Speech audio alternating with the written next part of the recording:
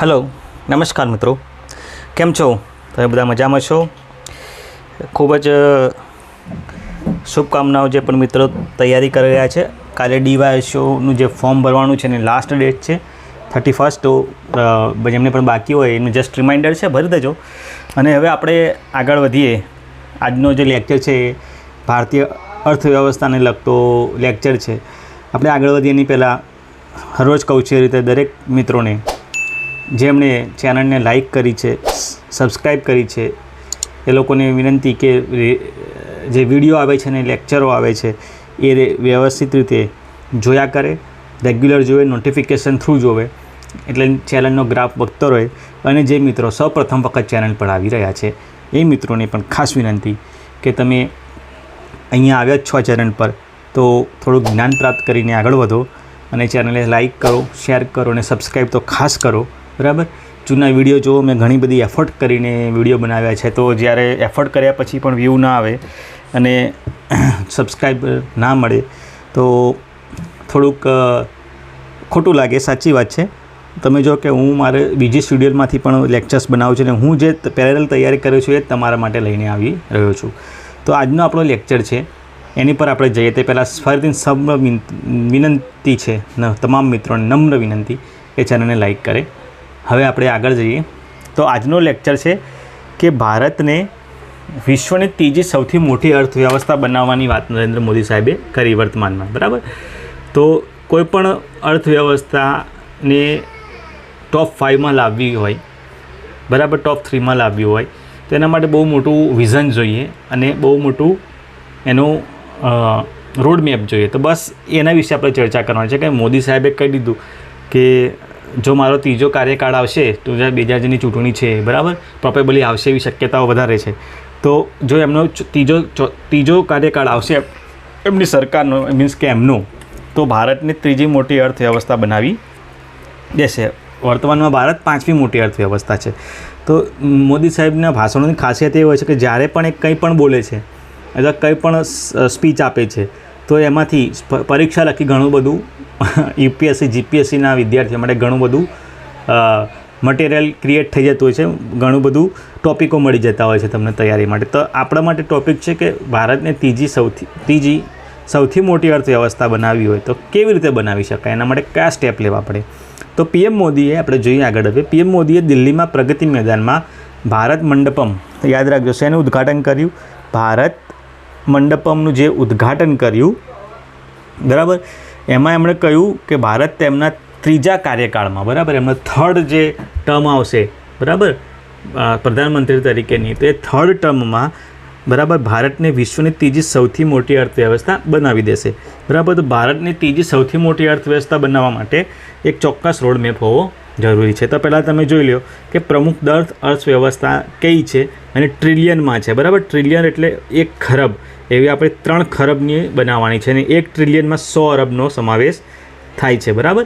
તો આપણે એટલી મોટી અર્થવ્યવસ્થા કરવાની છે. બરાબર? 1 ટ્રિલિયન એટલે 100 અરબ, એટલે આપણે 300 અરબ જેટલી અર્થવ્યવસ્થા કરવાની છે.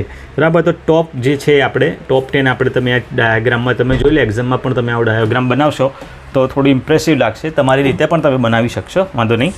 તો પહેલી છે USA 26.85 ટ્રિલિયન, બરાબર, અહીંયા. બીજી છે ચાઇના 19.37 એટલે લગભગ 20. પછી જાપાન 4.41. પછી જર્મની 4.30, બરાબર. પછી ચોથી જર્મની, 5મી ઇન્ડિયા 3.75, બરાબર. UK 3.15 એટલે આપણે અહીંયા આવવાનું છે 4.30 છે, એને વટાવવાની છે, 4.41ને વટાવવાની છે, એટલે લગભગ આપણે 5 સુધી પહોંચવાની છે, 5 ટ્રિલિયન સુધી. બરાબર? UK છે 6ઠ્ઠા નંબરે 3.15, બરાબર. પછી ફ્રાન્સ છે 2.92, પછી કનેડા 2.08, રશિયા 1.84 અને 10મી છે ઓસ્ટ્રેલિયા 1.55. તો તમને કદાચ આ ક્રમમાં એરેન્જ કરવાનું પણ પૂછાઈ શકે છે, તો તમારે જસ્ટ યાદ રાખવું જોઈએ. તો આપણે આપણી અર્થવ્યવસ્થાની ગતિ જોઈએ કે 2014 પછી અને 2014 પહેલાં અને પછી શું પરિવર્તન આવ્યા. મને હજી પણ યાદ છે કે જ્યારે અમે ભણતા હતા અર્થશાસ્ત્ર 11માં 12માં, તો ભારતને એક પછાત દેશ તરીકે નોટ્સ બુકમાં આવતું હતું કે ભારત એક પછાત દેશ છે, ગરીબ દેશ છે, બરાબર. પરંતુ ટેકનોલોજીને સાથે એક ઇફેક્ટિવ જે સ્ટેપ્સ લેવાયા છે, અર્થશાસ્ત્રના જે રિફોર્મ થયા છે, બરાબર, તો એના કારણે ભારતીય અર્થવ્યવસ્થાએ મોટો જમ્પ માર્યો છે. તો 2014 પછી આપણે જોઈએ એની પ્રગતિ. આ એક એક્ઝામમાં રિલેટેડ ક્વેશ્ચનને પૂછાઈ શકે છે કે છેલ્લા 10 વર્ષમાં ભારતીય અર્થવ્યવસ્થામાં આવેલા પરિવર્તનોની ચર્ચા કરો, તો આ એક ટૉપિક તમને મળી શકે છે. તો 2014 પછી શું ચેન્જ આવ્યા છે? તો 2014માં ભારતની GDP $2 ટ્રિલિયન હતી, બરાબર, USD, બરાબર. આજે બધું હોય છે USDમાં માપવામાં આવે છે, બરાબર. એટલે એમાં 2023માં અત્યારે એની 3.75 એટલે લગભગ 83% વધારો થયો છે, બરાબર, આ 9-10 વર્ષોમાં, બરાબર. 2025 સુધી એ $5 ટ્રિલિયન સુધી પહોંચી જશે. એટલે આપણે લગભગ જાપાનને પણ પાછા પાડી દઈશું, બરાબર. જાપાન છે એને પણ આપણે, તમે જો જાપાનની એને કેટલી 4.41, એને આપણે પાછા પાડીને કેટલી થઈ જશે આપણી 5 ટ્રિલિયન, બરાબર. 9 વર્ષમાં શું થયું? આપણે કોને પાછા કહેતા? Britain, Russia, France, Canada, Italy, બરાબર. આટલા રાષ્ટ્રોને આપણે પાછા કાઢી દીધા છે અને લગભગ આપણો ગ્રોથ 6 થી 7% વાર્ષિક ગ્રોથ રહ્યો છે. તમને ખબર હશે કે લગભગ કોરોના પહેલાં આપણો ગ્રોથ 8 થી 9%નું અનુમાન હતું કે ભાઈ 8 થી 9% આપણો વાર્ષિક ગ્રોથ રહેશે. પરંતુ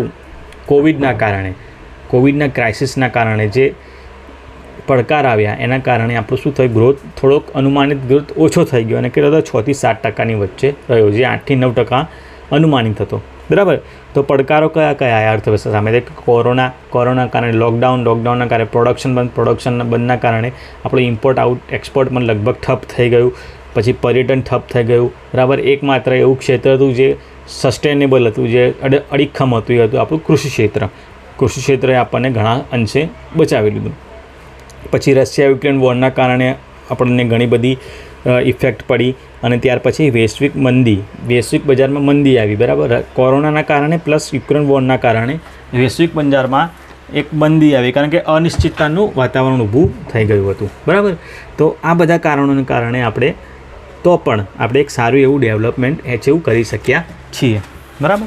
તો આપણા જે અનુમાનો છે, આપણી અર્થવ્યવસ્થાને લઈને જુદી સંસ્થાઓ, વૈશ્વિક નાણાકીય સંસ્થાઓ જે જુદા અનુમાનો આપ્યા હતા એને આપણે જોઈ લઈએ. તો વૈશ્વિક નાણાકીય ફર્મ મોર્ગન સ્ટેનલી, બરાબર, જે છે એને 2027 સુધી જાપાન તથા જર્મનીને ભારત પાછળ છોડી દેશે એવું અનુમાન કર્યું છે, બરાબર. કે 2027 સુધી ભારત જર્મની અને જાપાનને પણ પાછળ છોડી દેશે અને 2031માં ભારતની અર્થવ્યવસ્થા $7.5 ટ્રિલિયન થઈ જશે, બરાબર. એટલી બધી થઈ જશે, લગભગ અત્યારની છે એનાથી 2 થી 3 ગણી વધી જશે, બરાબર. IMF 2022માં અનુમાન કર્યું કે ભારત 2028 સુધી જાપાન જર્મનીને પાછળ છોડી દેશે, બરાબર. SBI એવું કહે છે કે વર્ષ 2028માં ભારત વિશ્વની ત્રીજી સૌથી મોટી અર્થવ્યવસ્થા બની જશે. એટલે સમજી લો કે 2025 થી 2028ની વચ્ચે આપણે, બરાબર, આ બધી ચેન્જ આપણી ઇકોનોમીમાં મેજર ચેન્જ લાવવાના છે, જેના કારણે આપણે ત્રીજી મોટી અર્થવ્યવસ્થા બની શકીએ, બરાબર. ઇન્ડિયા GDP અત્યારે 2022માં 3.5 હતી, 2024માં 4.2 થઈ ગઈ, 4.2 સુધી થવાની છે, 4.9 2026 સુધી થશે અને 5.4 થશે 2027 સુધી. આટલો ગ્રોથ, આપણો અનુમાનિત ગ્રોથ GDPમાં વધ્યા કરશે, બરાબર. હવે અમેરિકી ઇન્વેસ્ટમેન્ટની જે બેંક ગોલ્ડમેન સેફ છે, બરાબર. તો અમેરિકી ઇન્વેસ્ટમેન્ટ કંપનીની બેંક જે છે ગોલ્ડમેન સેક, તમે એનું નામ સાંભળ્યું હશે, એને એવું અનુમાન કર્યું છે કે 2075 સુધી, બરાબર, ચાઇના પ્રથમ ક્રમે આવી જશે, બરાબર, અને ભારત બીજી સૌથી મોટી અર્થવ્યવસ્થા બની જશે અને અમેરિકા ત્રીજી થઈ જશે. જે અમેરિકા અત્યારે ફર્સ્ટ પર છે એ પાછળ આવતી રહેશે. ચાઇનાની લગભગ $97 ટ્રિલિયન થઈ જશે, ઇન્ડિયાની લગભગ 52ની આસપાસ $1 ટ્રિલિયન થઈ જશે અને અમેરિકાનાથી પણ ઓછી થઈ જશે, બરાબર. તો હવે અર્થવ્યવસ્થા વધવાનો મતલબ આપણે શું ગણી શકીએ, બરાબર. તો અર્થવ્યવસ્થા વધવાનો સીધો મતલબ છે આપણે GDPમાં વધારો થવો, બરાબર. GDPમાં વધારો થાય, ગ્રોસ ડોમેસ્ટિક પ્રોડક્ટમાં વધારો થાય તો અર્થવ્યવસ્થા વધે. તો પણ અર્થવ્યવસ્થામાં GDPમાં કેવી રીતે વધારો થાય? તો GDPમાં જેવો વધારો થશે તો શું થશે? કંપનીઓ પોતાનો વ્યાપાર વધારી દેશે. જે દેશની GDP વધારે હોય ત્યાં કંપનીઓ વધારે પ્રમાણમાં પોતાનો ઇમ્પોર્ટ એક્સપોર્ટ કરતી હોય છે. વિદેશી કંપનીઓ નિવેશ કરે છે, બરાબર. સારી સિચ્યુએશનમાં કોઈ પણ ઇકોનોમી હોય તો વિદેશી ઇન્વેસ્ટમેન્ટ વધે જ છે, બરાબર, અને રોજગારી તકોનું સર્જન થાય છે, બરાબર. પ્રતિ વ્યક્તિ આવક પણ વધવી ખૂબ જરૂરી છે, પરંતુ અહીંયા એક બાબત એ ખૂબ જ જરૂરી ધ્યાનમાં રાખવી છે કે માત્ર જીડીપી વધવાથી કોઈ ફરક નથી પડતો, બરાબર. આપણે જીડીપી વધે છે પણ એની સાથે પર કેપિટા ઇન્કમ, જેને પીસીઆઈ કહેવાય, પર કેપિટા ઇન્કમ એટલે પ્રતિ વ્યક્તિ આય વધવી જરૂરી છે, બરાબર. દેશની પ્રતિ વ્યક્તિ આય બરાબર વધવી જરૂરી છે. અહીંયા કેવું થાય કે આપણે જીડીપી વધી રહી છે પણ પ્રતિ વ્યક્તિ આય નથી વધી રહી, બરાબર, પ્રતિ વ્યક્તિ આવક નથી વધી રહી. તો પ્રતિ વ્યક્તિ આવકનું સૂત્ર શું છે તમે જોઈ લો તો તમને આઈડિયા આવી જશે, બરાબર. દેશની કુલ જીડીપી, ભારતની જેટલી પણ કુલ જીડીપી હોય એને કુલ વસ્તી વડે ભાગી દેવાની. સપોઝ કે આપણી કુલ જીડીપી 100 હોય, બરાબર, અને આપણી કુલ વસ્તી 100 હોય તો સમજી લો કે પ્રતિ વ્યક્તિ 1 જ રૂપિયો કમાવામાં આવે છે. આ એક અનુમાન છે. તો જેટલી વસ્તી વધશે એટલી જીડીપી પ્રતિ વ્યક્તિ આય ઓછી થશે, બરાબર. તો પીસીઆઈની બાબતમાં આપણે ટોપ 100 દેશમાં પણ નથી આવતા, બરાબર. આપણા પાડોશી દેશોની સ્થિતિ સારી છે આપણા કરતાં, આપણે ટોપ 100 દેશમાં પણ નથી આવતા. કારણ આપણું એક તો વસ્તી વધારો બહુ જ મોટા પ્રમાણમાં વસ્તી વધી રહી છે, બરાબર. એટલે તો આપણે કહીએ છીએ કે વસ્તી નિયમન બિલ લાવી દેવું જોઈએ, બરાબર. પોપ્યુલેશન કંટ્રોલ ખૂબ જ જરૂરી છે. જો અર્થવ્યવસ્થાનું સ્વાસ્થ્ય સારું રાખવું હોય તો પોપ્યુલેશન કંટ્રોલ ઇઝ નેસેસરી, હું તેવું માનું છું. વન ચાઇલ્ડ પોલિસી થોડા સમય માટે આપણે ફોલો કરવી જોઈએ. અને આવકનું અસમાન વિતરણ છે, બરાબર. તો એવું છે, તમને એક રિપોર્ટ હશે જો અહીંયા ઓક્સફેમનો જે એક રિપોર્ટ છે, બરાબર, અહીંયા છે. તો ઓક્સફેમનો રિપોર્ટ એવું શું કહે છે કે ભારતની 1% લોકો પાસે દેશની 40% સંપત્તિ છે, બરાબર. એટલે સપોઝ 100% સંપત્તિમાંથી માત્ર 1% વ્યક્તિઓ એવા છે, 100માંથી, બરાબર, 1% વ્યક્તિઓ એવા છે કે જેમની પાસે, બરાબર, આખા દેશની 40% સંપત્તિ છે. એટલે આવકનું અસમાન વિતરણ પણ એક મહત્ત્વનું કારણ છે ગરીબીનું અને પછાતપણાનું, બરાબર. હવે ભારતને ત્રીજી સૌથી મોટી અર્થવ્યવસ્થા બનાવવી હોય તો કેવા પગલાં ભરવા પડે, બરાબર. એનો રોડ મેપ તમને પૂછી છે તો તમારે એક્ઝામિનર પૂછે અથવા તો ઇન્ટરવ્યૂમાં પૂછે તો તમારે આટલા મુદ્દા 100% બતાવવા પડશે, બરાબર. તો પહેલો મુદ્દો છે કૌશલયુક્ત માનવ સંસાધન. જે પણ દેશમાં ઇકોનોમિક ગ્રોથ તમે જોશો વધ્યો હશે, ફોર એક્ઝામ્પલ હું તમને જાપાન, ચાઇના આપી દઉં, બરાબર. તો ત્યાંના લોકો છે એ ખૂબ જ કૌશલ્ય સ્કિલફુલ વ્યક્તિ છે, બરાબર. માત્ર આપણે જેને ડેમોગ્રાફી ડિવિડન્ડ કહીએ છીએ, વસ્તી વિષયક વધારો, વસ્તી વિષયક લાભ ક્યારે આપણે લઈ શકીએ? વસ્તી વધારાનો લાભ જ્યારે આપણું માનવ સંસાધન જે આપણા દેશવાસીઓ છે સ્કિલફુલ હશે, બરાબર, દેશ પર બર્ડન નહીં બની રહે, બોજ નહીં બની રહે, ત્યારે જે કામમાં આવશે. તો આપણું જે નેક્સ્ટ જનરેશન છે એને સ્કિલફુલ બનાવવી પડશે. કાર્યશીલ જનસંખ્યાનો ઉત્તમ ઉપયોગ. કાર્યશીલ જનસંખ્યા એટલે 15 થી 59 વર્ષની જે વ્યક્તિઓ હોય, બરાબર, એને એક્ટિવ વર્કફોર્સ કહેવામાં આવે છે, બરાબર. કાર્યશીલ જનસંખ્યા, તો એનો ઉત્તમ ઉપયોગ કરવો જોઈએ, બરાબર. આધારભૂત સંરચનાનો વિકાસ, બરાબર, બેઝિક ઇન્ફ્રાસ્ટ્રક્ચર ડેવલપમેન્ટ જોઈએ. કારણ કે જે દેશમાં ઇન્ફ્રાસ્ટ્રક્ચર છે કે રેલવે, પરિવહન, સડક માર્ગ, વીજળી, ઉર્જા, આ બધું જો બેઝિક નેસેસિટી નહીં મળી રહે, ઉદ્યોગોને માટે ખૂબ જ જરૂરી છે આ બધું, બરાબર. તો એ દેશમાં ઇન્વેસ્ટમેન્ટ નહીં થાય અને એ દેશમાં વિકાસ નહીં થાય, બરાબર. કૃષિ ક્ષેત્રમાં ટેકનોલોજીનો ઉપયોગ. તમને ખબર છે કે ભારતનું હજી પણ ભારતનું જે હજી પણ ઇકોનોમી છે કૃષિ બેઝડ છે, બરાબર. અને આપણે કૃષિ છે શેના આધારિત છે? મોન્સૂન આધારિત છે. ભારતની અર્થવ્યવસ્થા કૃષિ આધારિત છે. ભારતની કૃષિ કોને આધારિત છે? મોન્સૂન આધારિત છે, બરાબર. તો એમાં આપણે લોસ ના થાય અને જીડીપી પર માર ના પડે એટલા માટે આપણે કૃષિ ક્ષેત્રમાં ટેકનોલોજીનો મહત્તમ ઉપયોગ કરવો જોઈએ. તો હવે તો તમને ખબર છે કે કૃષિમાં પણ આર્ટિફિશિયલ ઇન્ટેલિજન્સનો ઉપયોગ થવા માંડ્યો છે, બરાબર. પછી વિનિર્માણ ક્ષેત્રમાં સંભાવનાઓનો ઉપયોગ કરવો જોઈએ. આપણે જે સેવા ક્ષેત્ર છે આપણું એ મેન્યુફેક્ચરિંગ ક્ષેત્ર છે, એમાં બેસ્ટમાં બેસ્ટ આપણે એમાં એનો ડેવલપમેન્ટ કરવું જોઈએ, બરાબર. નાણાકીય ઉપલબ્ધતા વધુ સરળ બનાવવી જોઈએ. કોઈપણ દેશમાં ઉદ્યોગોનો વિકાસ ક્યારે જાય? ત્યારે એને ચલાવવા માટે, એનું ઇન્ફ્રાસ્ટ્રક્ચર માટે, બરાબર, પૂરતા પ્રમાણમાં વ્યવસ્થિત અને ઇઝીલી, બરાબર, સરળ રીતે જો નાણાં મળી રહે, બરાબર, મની સપ્લાય મળી રહે તો જરૂરી છે એ રહ્યું. નવીનીકરણીય ઉર્જાનો ઉપયોગ વધુ માત્રામાં કરવો, બરાબર. આનાથી શું થશે કે ઉર્જાના વૈકલ્પિક સ્ત્રોતોનો ઉપયોગ આપણે કરી શકીશું. આપણે જે ગ્રીન હાઇડ્રોજન તરફ આપણે વળી રહ્યા છીએ એ પણ હું તમારું લેક્ચર લઈને આવીશ. સ્વાસ્થ્ય પર્યટન સેવા ક્ષેત્રમાં જરૂરી સુધારા લાવવા. બરાબર, પર્યટન એ આવકનો મુખ્ય સ્ત્રોત છે ઘણા બધા દેશો માટે.